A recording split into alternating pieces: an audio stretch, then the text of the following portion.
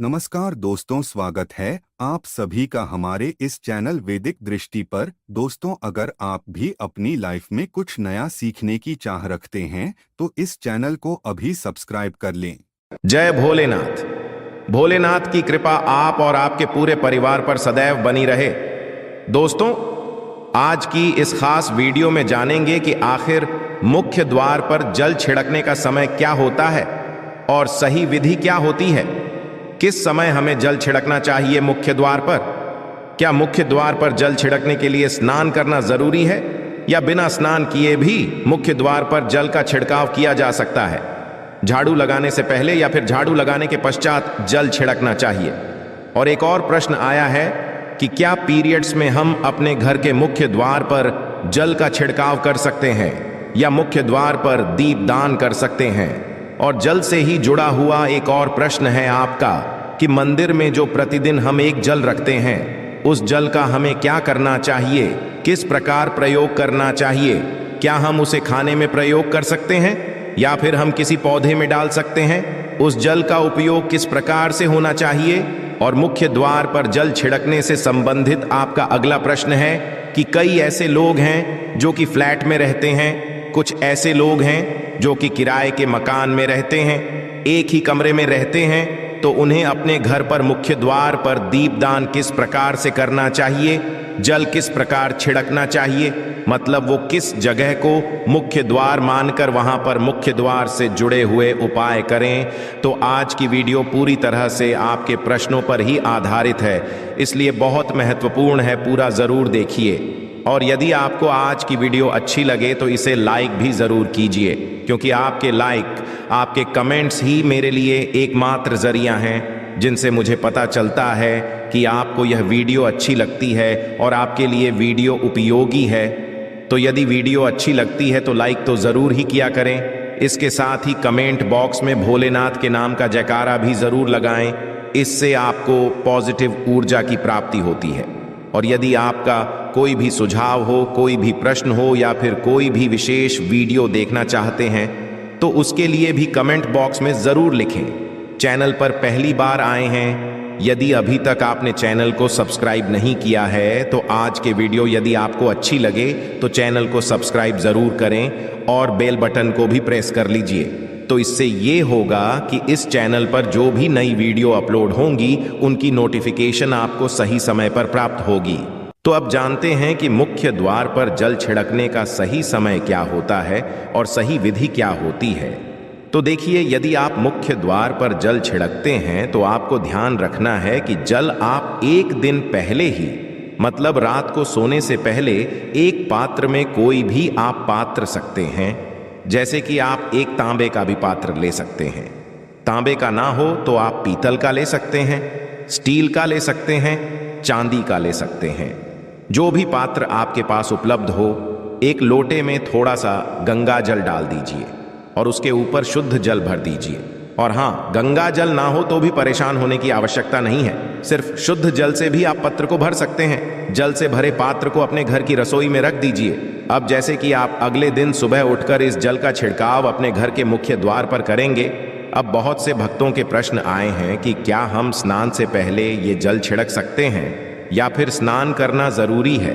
देखिए, मुख्य द्वार पर जो सुबह सवेरे सबसे पहले जल छिड़का जाता है, जैसे कि जो रसोई में रखा हुआ जल होता है, ये एक तरीके से उपाय के तौर पर किया जाता है। घर में किसी भी प्रकार की परेशानी हो, किसी भी प्रकार के दुख दर्द रहता हो, गरीबी हो या फिर कलह क्लेश बहुत अधिक रहता है, मतलब किसी भी प्रकार की नेगेटिव ऊर्जा से आप परेशान हैं, बहुत समय से परेशानियों में ही घिरे हुए हैं, तो ऐसे में घर की रसोई में जल रखा जाता है और यही जल घर के मुख्य द्वार पर सुबह उठकर छिड़का जाता है। इस जल के छिड़काव से आपके घर की कोई भी परेशानी हो बहुत शीघ्र समाप्त हो जाती है। उपाय को करने से आपके घर में सुख समृद्धि भी आती है, कलह क्लेश से भी मुक्ति मिलती है, बीमारियों से भी मुक्ति मिलती है। मतलब देखिए, किसी भी प्रकार की मानसिक परेशानी हो, शारीरिक परेशानी हो, आर्थिक तंगी हो या आपके घर में कोई वास्तु दोष हो, किसी भी प्रकार का ग्रह दोष हो, जैसे कि कई बार ऐसा होता है कि कई लोगों के ऊपर कई प्रकार के बुरे ग्रह दोषों का प्रभाव होता है। जिसकी वजह से घर में परेशानियां सदैव बनी रहती है, तो ग्रह दोषों के प्रभाव से भी आपको मुक्ति मिलती है। दोष और पितृदोष भी समाप्त होता है। इसके साथ ही जैसे कि बहुत से लोगों के प्रश्न होते हैं कि उनके ऊपर किसी ने कुछ कर करा दिया है, उनके परिवार में किसी भी प्रकार की पहले कोई परेशानी नहीं थी, किंतु अभी कुछ समय से परेशानियां लगातार आती ही जा रही हैं और कोई रास्ता नहीं मिल रहा है। परेशानी से निकलने का तो किसी के भी किए कराए, तंत्र मंत्र का प्रभाव हो, किसी की बुरी नजर का प्रभाव हो, तो भी आपके इस उपाय से, मतलब इस एक लोटे जल से आपकी परेशानी स्वतः ही कुछ दिनों में हो जाती है। तो यह घर की सभी परेशानियों से मुक्ति पाने का रामबाण और सबसे सरल, सबसे आसान उपाय होता है जो हमारे शास्त्रों में वर्णित है।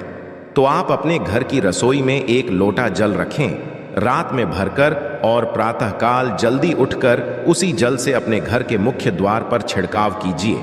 अब जैसे कि बहुत से लोगों के प्रश्न आते हैं कि यह जल हमें किस समय अपने घर के मुख्य द्वार पर छिड़कना चाहिए, तो देखिए, सुबह सूर्योदय होने से पहले इस जल का छिड़काव आपके घर के मुख्य द्वार पर हो जाना चाहिए। आप चाहे इसके पश्चात आप शुद्ध जल से, मतलब किसी भी दूसरे जल से अपने घर के मुख्य द्वार को धोते हैं तो पश्चात में भी धो सकते हैं, कोई समस्या नहीं है। किंतु इस जल का छिड़काव घर के मुख्य द्वार पर सूर्योदय होने से पहले हो जाना चाहिए। और अब जैसे आपका अगला प्रश्न है कि क्या हमें स्नान करके इस जल का छिड़काव अपने घर के मुख्य द्वार पर करना चाहिए या फिर बिना स्नान किए भी कर सकते हैं। ये जो हम जल छिड़कते हैं, मतलब ये एक उपाय होता है, तो इसे हम स्नान करने के पश्चात नहीं करते हैं। सुबह जल्दी उठते हैं और उठकर सबसे पहले घर की रसोई में जाएंगे, उसके पश्चात उस जल को लेकर आप घर के मुख्य द्वार पर जाएंगे। मुख्य द्वार खोलकर, मतलब मेन गेट खोल दीजिए और उसके पश्चात मुख्य द्वार पर इसी जल का छिंटा दीजिए, छिड़काव कर दीजिए। और जल का छिड़काव करते समय अपने पितरों का ध्यान कीजिए, माँ का ध्यान कीजिए, क्योंकि कहा जाता है कि सुबह सुबह माँ लक्ष्मी प्रत्येक द्वार पर आती है, सबके द्वार पर आती है। जिनके भी द्वार खुले होते हैं, जिनके घर में जल का छिड़काव मुख्य द्वार पर हुआ रहता है, उसके घर में वह प्रवेश कर जाती है। तो माँ लक्ष्मी का अपने मन में ध्यान कीजिए और एक तरह से प्रार्थना कीजिए कि हे माँ लक्ष्मी, आप मेरे घर में प्रवेश करें, मैं आपका स्वागत करने के लिए तैयार हूँ। और इसके पश्चात अपने पितरों का ध्यान कीजिए, क्योंकि हमारे घर की जो दहलीज होती है वहीं पर पितरों का वास माना जाता। तो जब आप दहलीज पर जल के छींटे देते हैं तो आपके पितृ बहुत हो जाते हैं, प्रसन्न हो जाते हैं और उनका आशीर्वाद भी आपको प्राप्त होता है। तो सुबह जो आप जल छिड़कें, इसके लिए स्नान करने की आवश्यकता नहीं है, बिना स्नान किए भी कर सकते हैं। और अब आपका अगला प्रश्न है कि क्या झाड़ू लगाने के पश्चात हमें जल का छिड़काव करना चाहिए या फिर झाड़ू लगाने से पहले भी जल का छिड़काव कर सकते हैं। देखिए, जैसे मैंने आपको पहले ही बताया, सोकर उठने के पश्चात सबसे पहला कार्य जो आपको करना है वो जल का छिड़काव ही करना है। उसके पश्चात आप झाड़ू लगा सकते हैं, किंतु एक चीज का ध्यान रखिए, जब हम सोकर उठते हैं तो सबसे पहले बिस्तर पर बैठे हुए ही अपने दोनों हथेलियों को जोड़कर और दोनों हथेलियों को सामने से जोड़कर पूरी हथेली को देखा जाता है, उसमें माँ लक्ष्मी का ध्यान किया जाता है। उसके साथ ही पंच देवताओं का ध्यान किया जाता है। देवता कौन कौन से होते हैं? माँ दुर्गा, भगवान शिव, भगवान श्री हरि विष्णु, गणपति गजानन और भगवान सूर्य देवता। पंच देवताओं का ध्यान हम अपने हाथों में ही करते हैं, हथेलियों में ही करते हैं। करा करें। वास्ते लक्ष्मी कर्मदेह, सरस्वती करमूले, तू गोविंदा प्रभाते प्रदर्शन। हम इस मंत्र का उच्चारण आप चाहें तो कर सकते हैं, नहीं करते हैं तो भी कोई बात नहीं। अपने इष्ट देवता का और पंच देवताओं का ध्यान अपनी हथेलियों में कर लीजिए। उसके पश्चात दोनों हाथ जोड़कर सभी देवी देवताओं को प्रणाम किया जाता है और उसके पश्चात अपने हाथ से पृथ्वी का स्पर्श करते हैं, धरती को छूकर प्रणाम करते हैं 2 बार या 3 बार और उसके पश्चात अपना दाहिना पांव पृथ्वी पर रखते हैं, धरती पर रखते हैं। उसके पश्चात ही बाकी के जो सभी कार्य होंगे वो उसके पश्चात ही किए जाएंगे। जल का छिड़काव आप उसके पश्चात ही करेंगे। सुबह उठने के पश्चात सबसे पहले हथेलियों के दर्शन, फिर धरती को प्रणाम कीजिए, फिर धरती पर पैर रखिए और उसके पश्चात रसोई में जाकर आपको जल लेना है और घर का मुख्य द्वार खोलकर मुख्य द्वार पर जल का छिड़काव करना है, माँ लक्ष्मी का और अपने पितरों का ध्यान करना है। उसके पश्चात आप अपने घर में आ जाएंगे और उसके पश्चात जो भी आपके रूटीन वर्क होते हैं, मतलब झाड़ू लगाएंगे या फिर आप स्नान करेंगे, ये सभी उसके पश्चात किए जाएंगे। और अब जैसे कि कई लोगों के प्रश्न आते हैं कि जब हम जल का छिड़काव करते हैं, क्या उसी समय हम घर के मुख्य द्वार पर झाड़ू लगाकर और पानी डालकर क्या हम मुख्य द्वार की अच्छे से सफाई कर सकते हैं? जी हाँ, बिल्कुल कर सकते हैं। पहले आप जो रसोई में रखा हुआ जल है उस जल का छिड़काव कर दीजिए। उसके पश्चात और भी पानी डालकर, मतलब यदि आपके पास जल और उपलब्ध है तो और जल, और घर के मुख्य द्वार की अच्छी तरह से झाड़ू से या कैसे भी सफाई कर सकते हैं। और कई लोगों के प्रश्न आए हैं कि हम किसी फ्लैट में रहते हैं या फिर किसी ऐसे कमरे में रहते हैं, किराए के कमरे में, कि हमारे पास एक ही कमरा है, तो हम जल का छिड़काव या फिर दीपदान कहाँ पर करें? किसी हम अपना मुख्य द्वार माने। देखिए, जो आपका अपना कमरा है या फिर जो फ्लैट है आपका, जहाँ पर आपका नेलेट लगा हुआ है, आप उसी स्थान पर दीप दान करेंगे और उसी स्थान पर आपको जल का छिड़काव करना है। मतलब जहां पर आपका यदि एक ही कमरे का मकान है तो आपके कमरे का जो दरवाजा है वहीं पर आपको थोड़ा सा जल छिड़कना है और वहीं पर आप दीपदान भी करेंगे।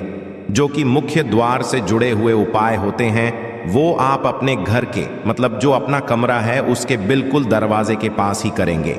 और आपका अगला प्रश्न है कि क्या पीरियड्स में हम अपने घर के मुख्य द्वार पर जल का छिड़काव कर सकते हैं, दीपदान कर सकते हैं?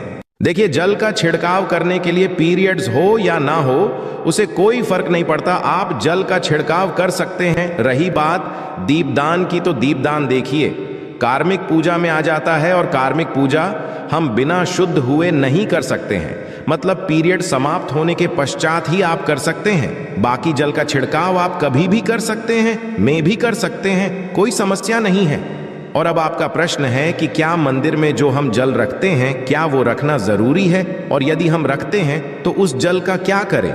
देखिए, मंदिर में जल रखना बहुत जरूरी है। जल एक ऐसी चीज होती है जिसमें सभी प्रकार की जो एनर्जी होती है ऑब्जर्व हो जाती है। तो जो हम पूजा पाठ करते हैं, मंत्रों का जप करते हैं या वहां पर प्रार्थना करते हैं, जो भी हमारे अपने मन की कामना भी कहते हैं, से तो सभी चीजें उस जल में समाहित हो जाती हैं। इसलिए पूजा करने से पहले घर के मंदिर में एक लोटा जल रखा जाता है और उसके पश्चात दीपदान, मतलब एक दीपक प्रज्वलित कर दिया जाता है। यह अग्नि और जल का एक तरह से बैलेंस भी हो जाता है और इसलिए शास्त्रों के अनुसार घर के मंदिर में एक लोटा जल भी सदैव होना चाहिए और दीपक भी प्रज्वलित करना चाहिए।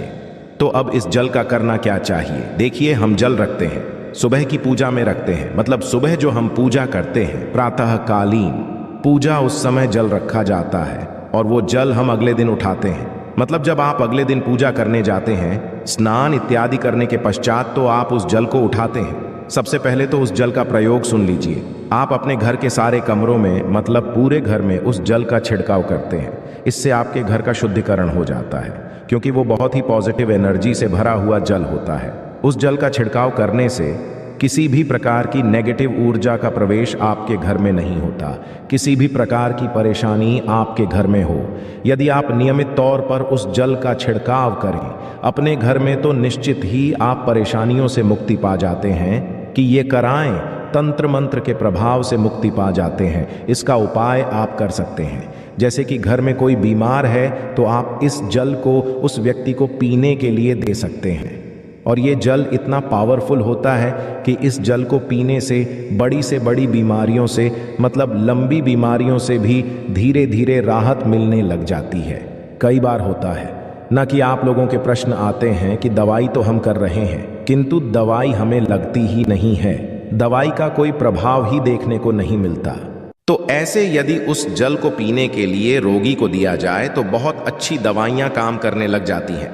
और जैसे कि परिवार में यदि बहुत अधिक कलह क्लेश रहता है, सदैव आपस में सामंजस्य बनता ही नहीं है, आपस में हर बात पर मतभेद होता है, तो परिवार के सभी सदस्य इस जल में से यदि थोड़ा थोड़ा पीते हैं तो धीरे धीरे विचारों में परिवर्तन आने लग जाता है। पॉजिटिव विचार सभी के होने लग जाते हैं और आपस में समन्वय होने लग जाता है। कलह क्लेश और मतभेद सदैव के लिए समाप्त हो जाता है। और मंदिर में रखे हुए जल का अगला उपाय क्या है? देखिए, यदि आप कोई दुकान करते हैं, कोई व्यापारिक स्थल है आपका, तो प्रतिदिन इसी जल में से थोड़ा सा जल ले जाकर दुकान पर, व्यापारिक स्थल पर छिड़काव कीजिए। इससे आपका दुकान, आपका काम बहुत अच्छा चलता है। मतलब किसी भी प्रकार की परेशानी आपके व्यापारिक स्थल पर नहीं आती है, क्योंकि जैसा मैंने आपको बताया, ये जो जल होता है बहुत पावरफुल होता है, बहुत पॉजिटिव होता है। तो इस जल का करने से बहुत सारी परेशानी